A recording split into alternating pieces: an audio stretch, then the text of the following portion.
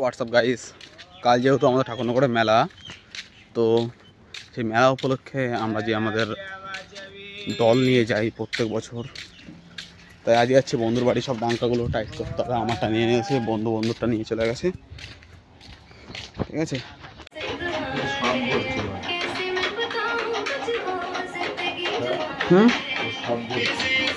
তো বাড়া ওইগুলো মোটা কাট না।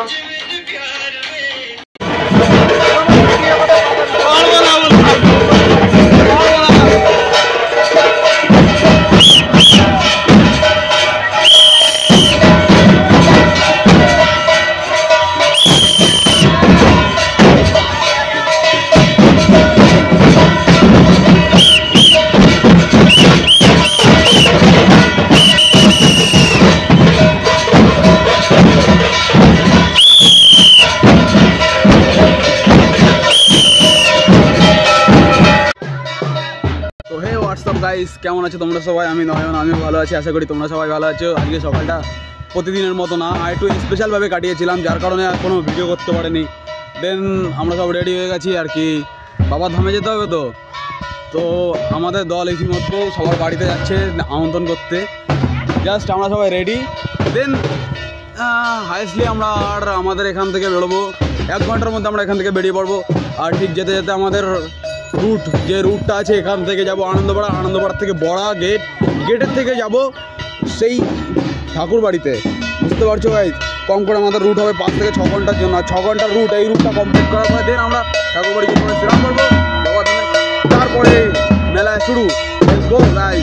তো লাইক করো, সাবস্ক্রাইব করো, শেয়ার করো বেশি করে। জাস্ট বাড়ির থেকে বেরোনোর পরে দেন আমার লুকটা হয়ে গেছে এরকম। তোমাদের নয়ন ভাই পুরো চেঞ্জ, যে আর কি ছাপড়ি ছিল, মানে ছাপড়ি টাইপের ছিল, সে এখন পুরো চেঞ্জ হয়ে গেছে, দেখতে পাচ্ছ? এই তো, আরে বাবা নিয়ে আসে, বাবারে বলে দেখে না, তারপরে বাবা চেতন দেবে দেখে কি বলে গাইস। ওই দেখ, দেখতে পাচ্ছ ওরা ভাঞ্চত বলে কি। তো আর কি দেন পরে কথা হবে। আরে দেখ ছাগল ছাড়া চলে আসছে তোর ভিতরে। তোমাদের সাথে আরও একটা কথা শেয়ার করি, যেটা আর কি আমাদের এই হরিচাঁদ ঠাকুর গুরুচাঁদ ঠাকুর এই যে দল আমাদের প্রত্যেক বছর স্নানে যায়। হয়তো তোমরা যে প্রথমবার দেখছো, কারণ এর আগে আমার ইউটিউব চ্যানেল ছিল না বা আমি এই ভিডিওগুলো আপলোড করতাম না, যার কারণে এইটাই আমার কিন্তু নতুন একটাই চ্যানেল।